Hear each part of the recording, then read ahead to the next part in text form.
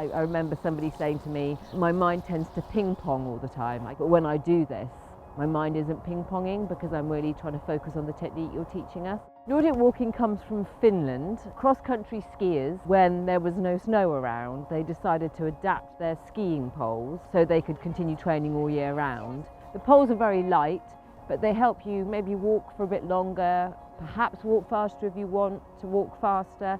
It gives people a little bit more confidence and stability. We spend an hour Nordic walking, which includes a warm-up and a cool-down, and then we teach some technique and give people a chance to practice, but also just to be together outdoors in this space. People can refer themselves, but also we've built strong connections with voluntary community sector organisations, particularly those led by local South Asian, Caribbean, African communities, and they can also green socially prescribe people they work with to our project. But we also have very strong partnerships with two of the largest health centres in this area.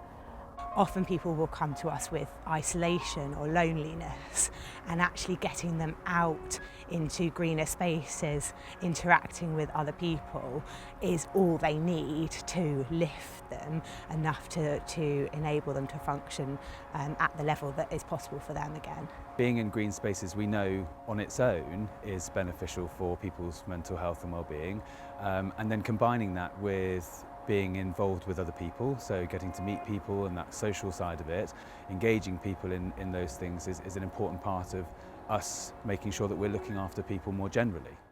I work for the Chinese community because I speak both Cantonese and Mandarin. Now we are really into mental health issues, especially after COVID.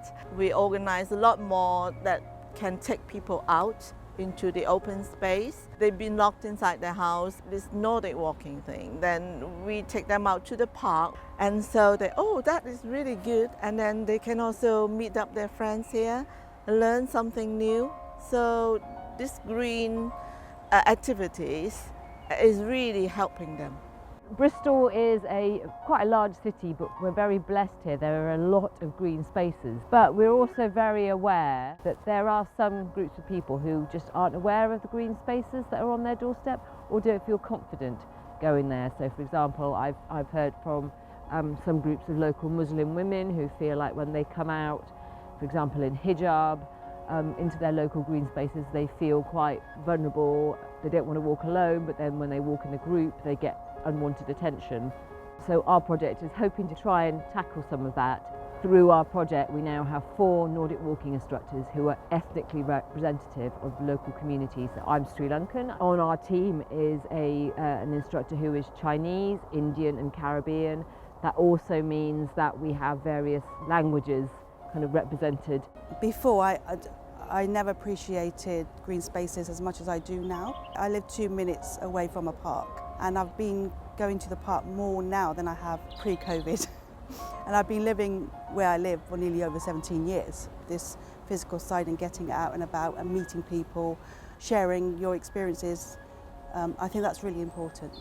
People don't talk to each other enough, I feel, and that obviously affects their well-being. It's hard to explain. When you come out of a green space, you feel very happy that you were there, so yeah, it's brilliant.